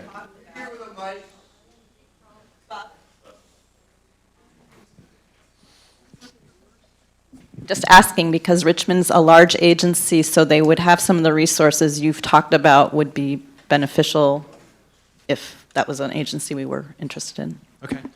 Well, show of hands on Richmond. Okay, well, I don't either at this point. All I know is that they barely qualify as adjacent. Because you can't, we're going to vote on beats and adjacent beats. They don't really have an adjacent beat. So just like San Pablo, although they're a little closer, they'd have to drive a bit to get to help you out. Well, I was expecting your expertise instead of a hand vote by people who know nothing about. Yeah. So I'd rather, Right. you evaluate it. Okay. Tell us All right. pros and cons. So I think adjacency is critical. I think that rules out anybody except for Berkeley, El Cerrito, and Albany. UC Berkeley, you want my opinion first? Okay, they are a special population police force. I should understand that Berkeley has got more general law enforcement issues. The city of Berkeley helps them out quite a bit. A lot of that bleeds into the university, but we talk about Kensington being unique. The University of California is at least as unique a community and a lot bigger. What community policing means to them is so different from what you would mean by community policing. So I know they express some interest. They could be a potential partner. I don't think that any other UC or Cal State police force in the state, and I can't even think of any outside of the state, do the reverse contracting where they go to the community. It's usually the reverse, where they go to the university. The city does. So it would not interest me. I would be surprised if it would be of interest to you.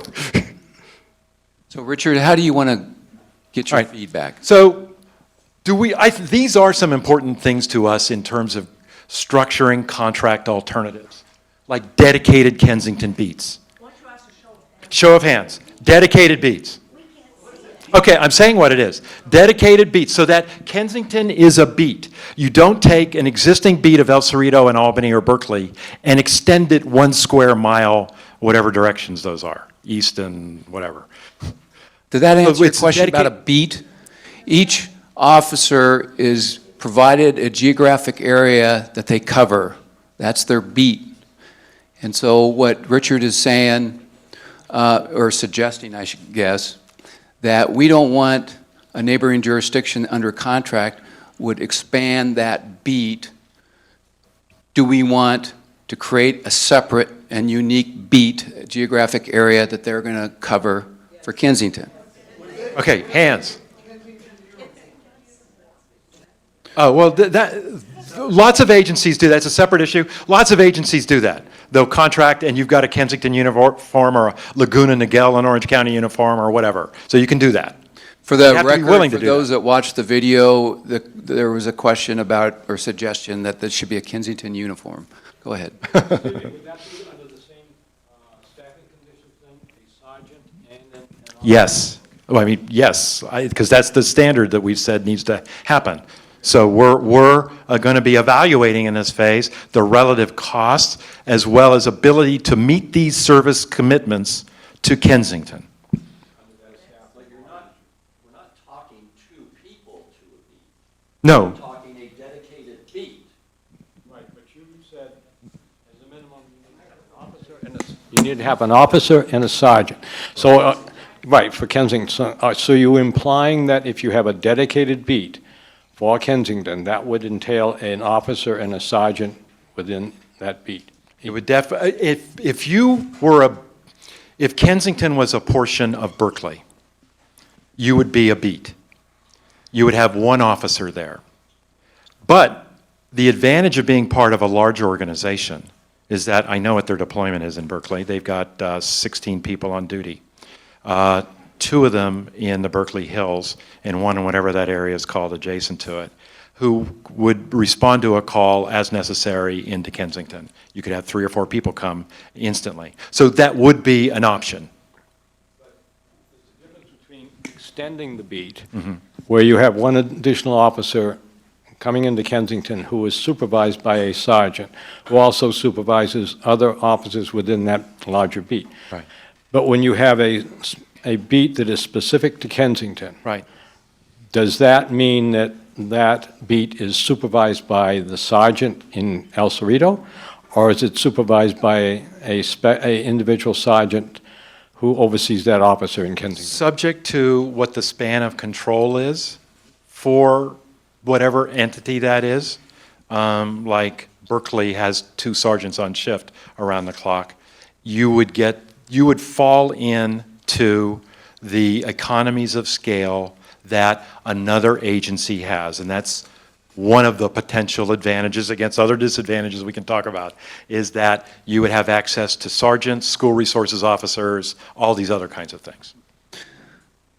Do you want to go through this? Yeah, okay. So show of hands, the dedicated Kensington beat. Okay, we did. Well, I didn't remember that many hands. Dedicated Kensington officers. Okay. And that addresses all the things we've heard about engagement with the community, knowing what the problems are, familiarity, et cetera. Dedicated leadership. Somebody who's, well, that would mean that somebody in the contracting agency would have a commanding officer who's responsible to the board, to the community, for meeting the contract terms and for the needs of the community. That would probably not be a sergeant. That would probably be somebody like a lieutenant. But it would probably be a collateral duty for that person.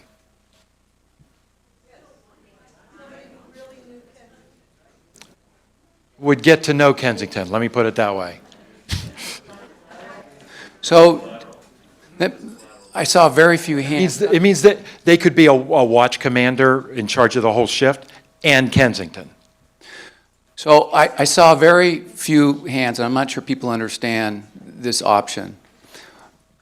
When I had a contracted police department, I had a police chief. It wasn't my employee, it was part of the sheriff's office, but I had a police chief.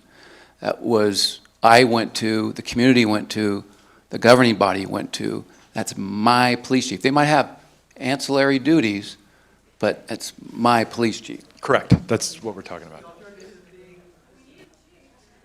So, well, not necessarily. There may not be a chief. It may be somebody picks it up as part of their other duties as assigned. And they go to all board meetings and go to community meetings. So I think, even though there's not a show of hands, I think they want that. Yeah.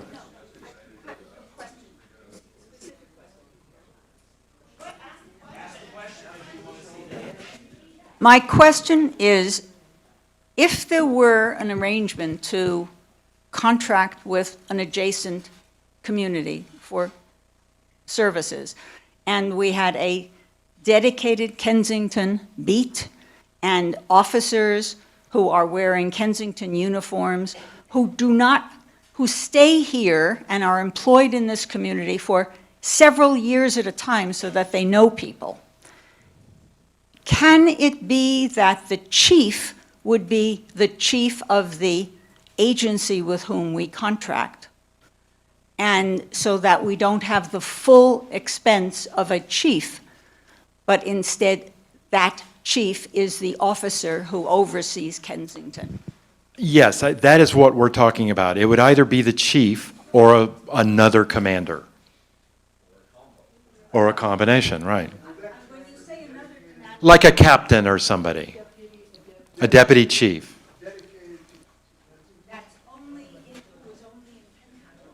No, shared with other duties.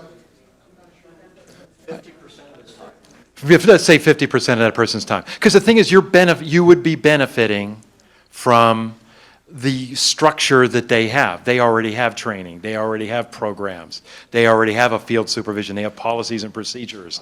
They have internal affairs. They have all this stuff in place that you would have to buy portions of, but they have that. So What I'm looking for is a contract arrangement so that the cost is not padded with having an overseeing police officer. padding's not the word I'd use, but there would be overhead associated with that contract, associated with management and administration of that contract. How do you want to get feedback on the rest? Well, because I see a difference of opinions, I think you're looking for ideas that could come out of this assessment that could go one of two ways.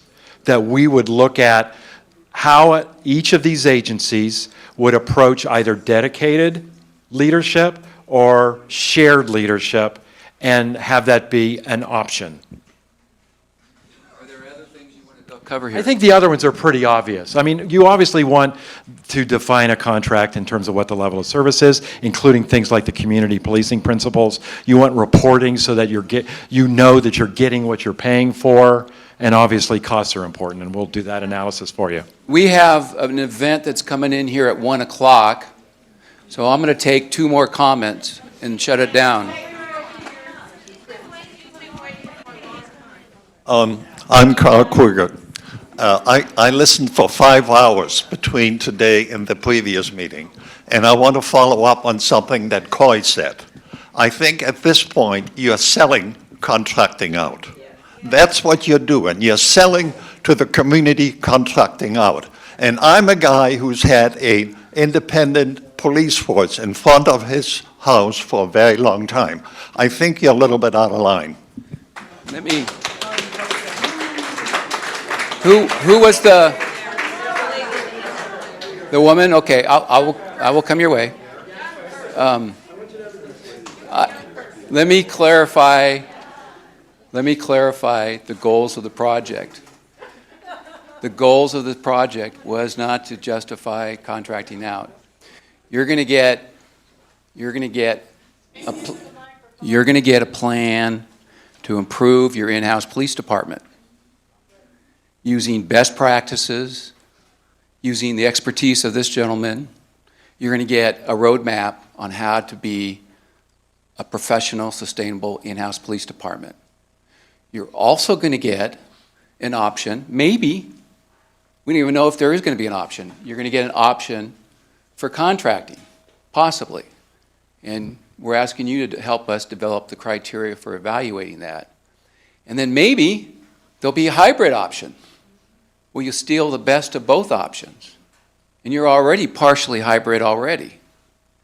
So that's the goals. The goals are not to sell contracting. Ma'am.